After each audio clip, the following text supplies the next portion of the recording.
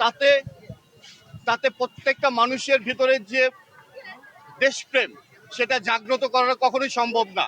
আপনি যখন আপনার চিন্তায় দেশ থেকে গড়তে গড়তে যাবেন, তখন আপনার বিপরীত দলের যে থাকবেন তার কাছে হবেন আপনি রাজাকার। আপনাকে বলা হবে এখন নব্য রাজাকার। আপনি হচ্ছেন নব্য রাজাকার। আমরা কিন্তু কখনোই বলি না যে গণ অভ্যর্থন, সরি এটাকে আপনাকে জুলাই গণ অভ্যর্থন বলা হয়, তাই না? তো এই যে কথাগুলো, এই কথাগুলো কেন বিকৃতি হবে? কেন রাষ্ট্র এখন সংবিধান নিয়ে কথা বলবে? হ্যাঁ, আপনার তো সংবিধানকে চেঞ্জ করতে চাচ্ছেন, তাই না? তাহলে সংবিধান যদি আপনি আমি কোন কাপড়ে আসবো ফুল দিতে?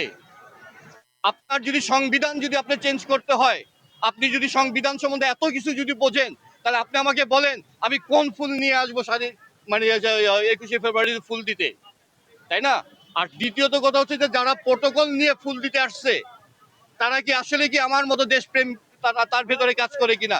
সে কি আমার চেয়ে বড় চোর কিনা? আমি তো চোর, আমি মৃত্যু, আমি পাগল, আমার থেকে বড় পাগল কিছু সে কিনা, সেটাকে তাকে দেখতে হবে। তো আপনি সুযোগ পাবেন, আপনি হয়তো চুরি করবেন, তাই না? তাহলে আপনার ভেতরে দেশপ্রেম কতটুকু আর আমার ভিতরে দেশপ্রেম কতটুকু, সেটাই তো আপনাকে করতে হবে। আপনার সংস্কার আপনি ওইখানে করেন। আপনি সংবিধান সংস্কার করতে যাচ্ছেন, সংবিধানে কি আপনাকে যেটা উল্লেখ থাকতে হবে যে এই 21শে ফেব্রুয়ারিতে কারা ফুল দিতে আসবে? একজন চোর নাকি একজন দেশপ্রেমিক? কে ফুল দিতে আসবে?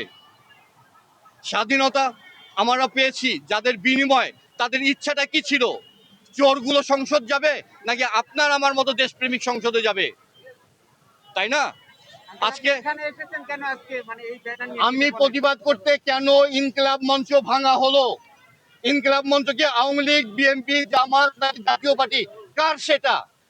এটা তো কারো ছিল না। কেন ইনকিলাব মঞ্চটা ভাঙা হলো? কেন জাবেরের গায়ে হাত তোলা হলো?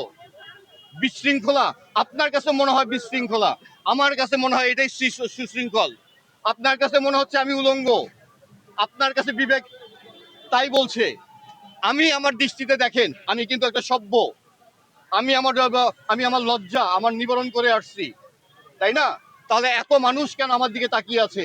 তাহলে হয় মানুষের বিবেক, মানুষের চিন্তা, অথবা রাষ্ট্রীয় চিন্তাটাই আমাদের এরকম নোংরা।